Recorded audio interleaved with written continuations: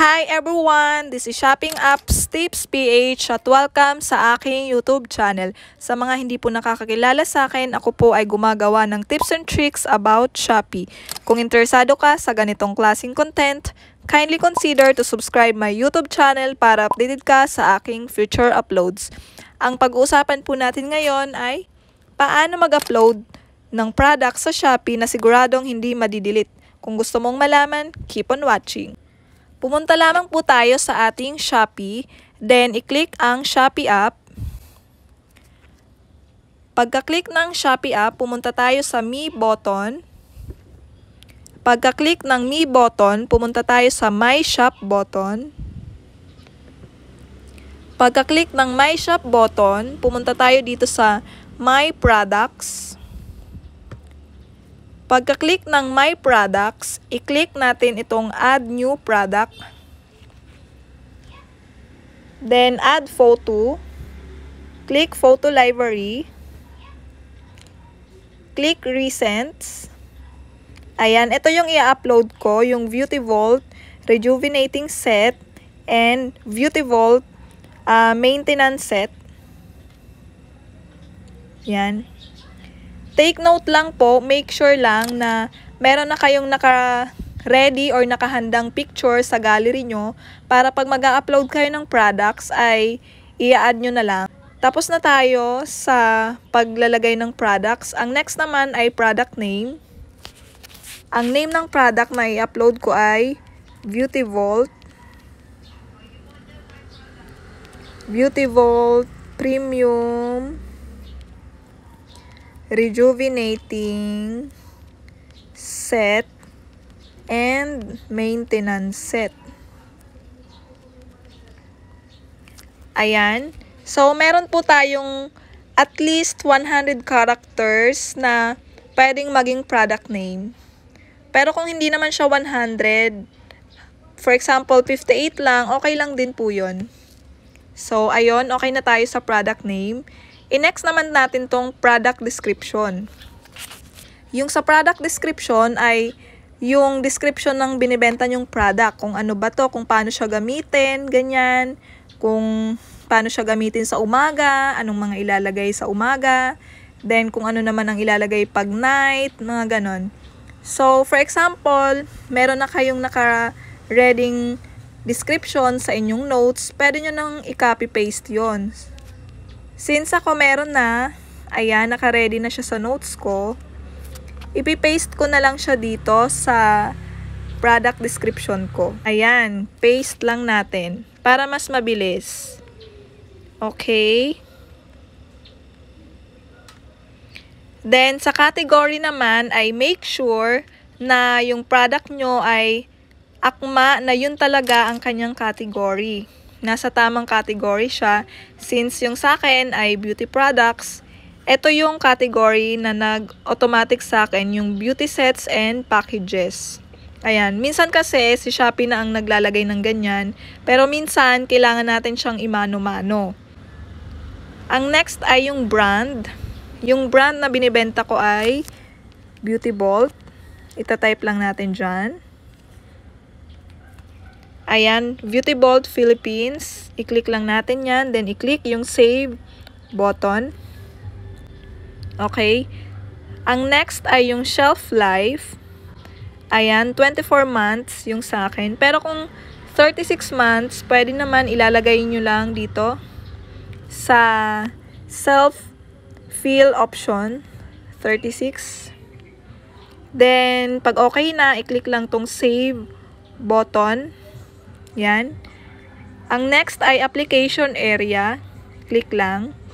I-apply natin siya sa face. Minsan, masasama din yung nose. I-click na rin natin. Yan. Then, i-click lang natin tong option button. Yan. And then, yung next ay yung lip benefits. Hydrating and long wearing. Wala naman. So, i-disregard natin. Ayan, marami pa siyang kailangang fill outan, itong all attributes. I-click lang natin yan para ma-fill outan natin yung mga importante. Yan. Formulation ay cream. Skin type, saan ba siya pwede? Pwede siya sa acne prone kasi rejuve. Pwede rin siya sa all skin type, combination skin. Pwede rin siya sa oily skin and normal. So yon, pag nakapili na kayo ng 5, i-click lang tong button. Yan. Then, yung pinaka-importante dito, yung expiry date. Mas okay kung actual talaga siya na i-indicate nyo dito yung expiration date niya. Actual yung titingnan yung products kung kailan ba talaga yung expiration date niya. So, yung sa akin ay October 30, 2025 siya may expired. Then, pag okay na, i-click lang tong done. Yan. Sa mask type naman, wala naman ako, kaya disregard. Warranty type, no warranty type ako. Then, i-click ko lang tong save button. Quantity. For example, kung ilan yung laman ng 1 set, yun yung ilalagay yung quantity. Since yung sa akin ay 4 kasi meron siyang sabon, toner, at 2 cream. So, 4 yung quantity niya. Sa pack size naman ay 1 set. 1 set yung rejuve. I-click lang natin tong select unit. Then, i-click natin tong set. 1 set. Then, click save button. Storage type, normal, air conditioned, chilled, frozen, deep frozen. Etong rejuve ay normal lang. Then, i-click yung save. Then, pag okay na tayo sa lahat ng kailangang fill outan, i-click na lang tong complete and save. Yan, okay. Ang next natin ay sa variations. I-click lang yan. Ang nakalagay dito ay color and size. Itong color, pwede natin siyang i-edit.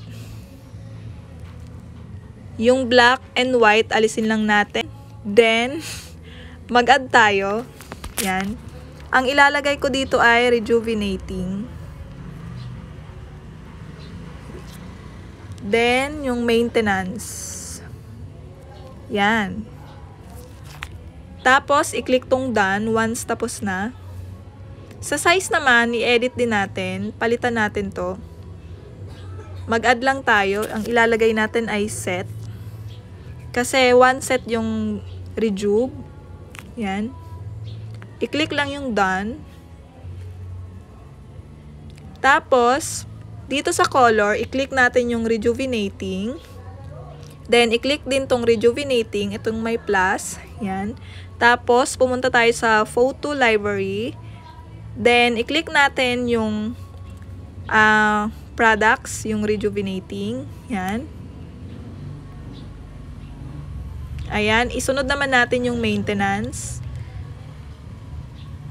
Yan. Ayan. Okay na. Tapos, i-click naman natin tong set para maging orange itong next set variation info. Yan. I-click lang natin tong next. Ayan. Ang sa set variation info ay yung price and yung stock niya. Yung rejuvenating na meron ako ay 2. Then yung price ng rejuvenating ay 300. Same sa maintenance. 2 lang din yung stocks na meron ako. Ayan. Pag okay na, i-click lang tong done button. Then save. Sa wholesale naman ay hindi tayo wholesale. Disregard. Sa shipping fee, ang shipping fee natin dito ay 38. Isiset lang natin tong weight niya. Ang weight niya ay 0.20. Yung width ay 0.10. Ang length ay 0.5. At ang height ay 0.15. Ayan. Mas maganda pa rin po kung talagang susukatin nyo yung width niya, yung length, and yung height para sigurado talaga na yun talaga ang sukat niya. So, yun po, ang shipping fee niya ay 38 at ang available na couriers ay si JNT Express, si Shopee Express, at si Flash Express. Then, pag okay na, i-click lang natin tong save button. Ayan. Yung condition naman nito ay new. So, i-confirm lang natin. Hindi naman siya naka-pre-order kasi on hand. Yan. Pwede rin natin siyang i-share sa Twitter, then sa Facebook page para magkaroon tayo ng maraming buyers and maraming makakita ng inyong product listings. Ayan. Okay na tayo. All set. Pag hindi nyo pa siya ipapublish, i-click nyo lang tong save. Pero pag published, i-click nyo na para maraming customers ang makakita ng products nyo. Then, pwede na silang maka-order. Ayan, i-click ko na tong published. Ayan. Ayan, then refresh. Then, i-click natin siya. Ayan, okay na. Ito na yung variation niya, rejuvenating and maintenance. Ayan na siya, guys. On hand na.